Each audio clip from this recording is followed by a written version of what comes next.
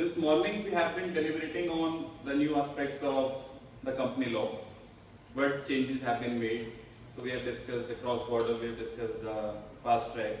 We had a pretty good insight from the regulator's mouth. So that is also very important. But moving ahead, the perspective is that how NCLT will be framed, what will be the processes, as well as when we move ahead, then in cross-border, what are the issues? In fast track, what are the issues? What are the process? Because concept is one thing, but process is important. So how we have structured the presentation is that we have divided it into two sections. I am taking care of the first section, the overview of M&A provisions, NCLT part, transitional provisions, and the procedural changes that have been made comparing the both of these two acts, the 1956 as well as 2013. Second section, my colleague Manoj will take, discussion on the process and procedure on the new concepts. So I am not taking care of the concepts, I am talking as a whole, and the specific concepts he will take care, and how the comparative procedure will be taken care of. Starting from the existing position, this is how the M&A transactions take place. So there are two important provisions. One we call as section 391 to 394 of the Companies Act. Second is 395. Merger, amalgamation, demerger, financial reconstruction, capital reduction, if it's a part of the scheme, all comes under this 391 to 394, which we practically call as a single window clearance. And 396 is for the central government. Moving to the 2013 era, if we just structure the same slide, then we see that 230 to 234 is talking of the same thing that 391 to 394 was talking. There is a separate section of 235 that is talking of the same thing that 395 was talking. But there are three new concepts in between. So first thing is corporate debt restructuring. Now corporate debt restructuring was never a part of 391 to 394 under the 2013 Act. Though the code was wide enough, but CDR powers lie with RBI itself. So those powers still lie, but a specific provision has been incorporated in section 230. One special category of fast track merger that we have already discussed, 233, and cross-border merger, 234. So it's just an extension of how the law will take shape. And like there was 396, so there is a corresponding section of 237. Now what are the changes? If we talk of M&A per se, what are the changes? Each point has relevance. NCLT that we are going to deliberate upon, fast track merger, cross-border merger, treasury shares, merger of listed company, CDR, approval of scheme through postal ballot, minority squeeze out, limit to objection. One thing that is written is registered value. So these all are new concepts in the sense, and when we are talking of dissenting shareholder, it is also linked with the same. Now having said that, 391 to 394 was so far till now considered as a complete code.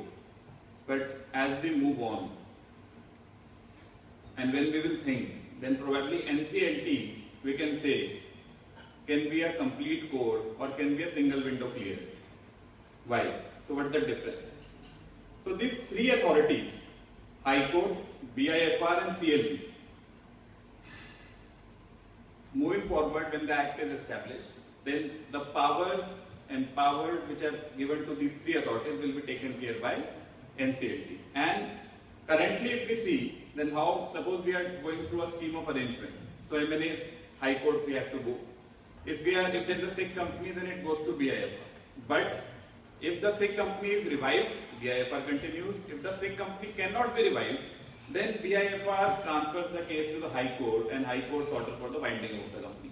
Now, there is no need of transferring. The same forum NCLT will be deciding on the continuation or liquidation of the company.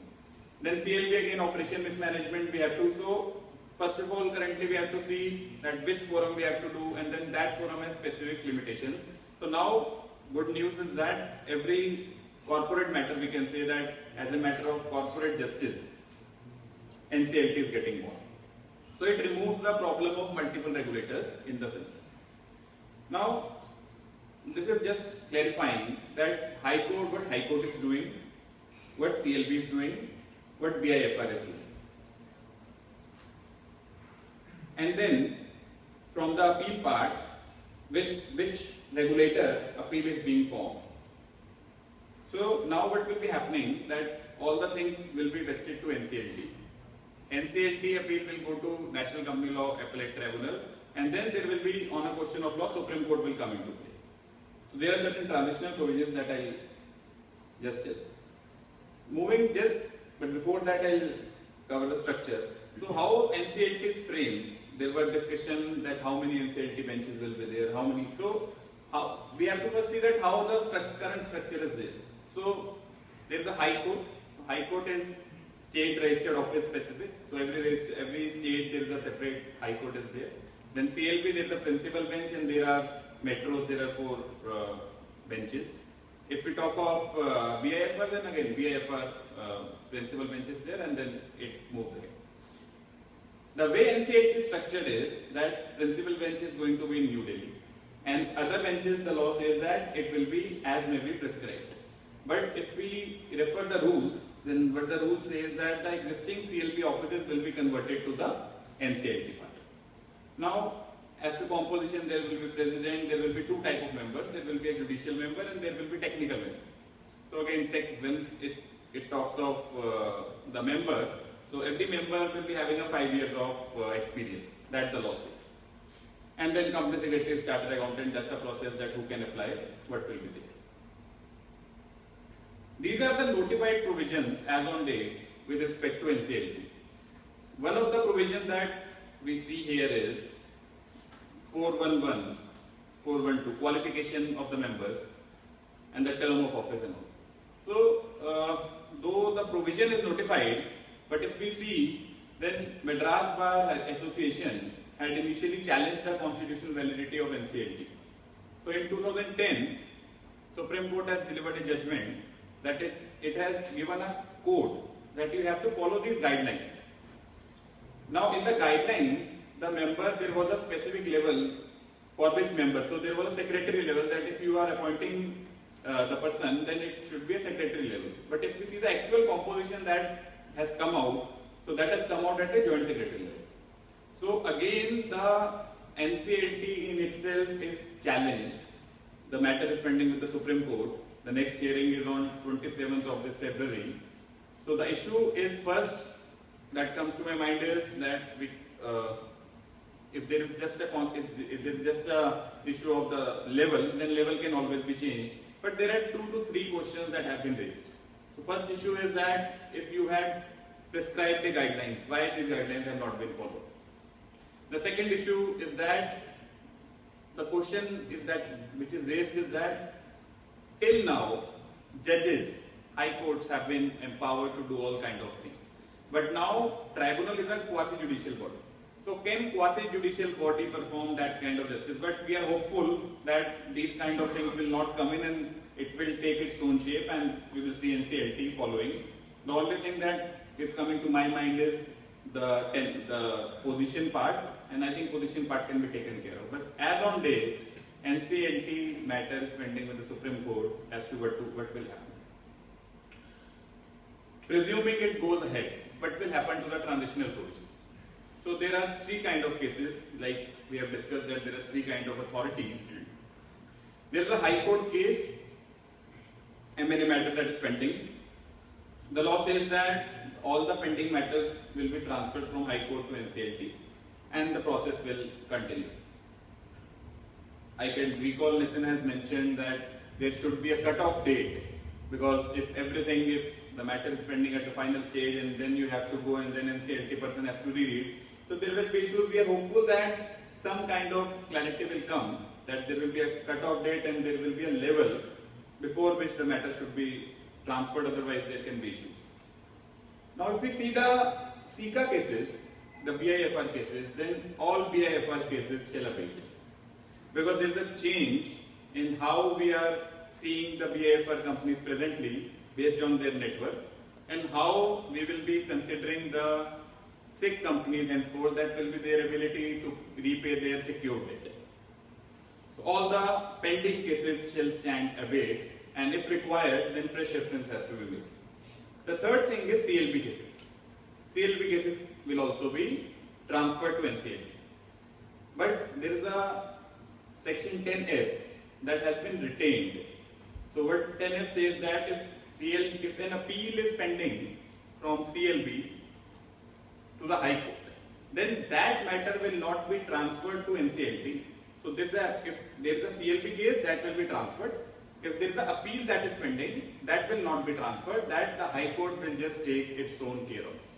So these are the transitional provisions, how the things will go. Just shifting to the procedural part, what are the changes? So if we see 230, then 230 says that when we file an application, then there are certain things to be disclosed. So first thing is that all the material facts have to be disclosed, the latest financial position has to be disclosed, any investigation and proceeding has to be disclosed, and if reduction is a part of share capital, then it has to be separately disclosed. So that reduction was not earlier, it was not a requirement, but that has to be disclosed now.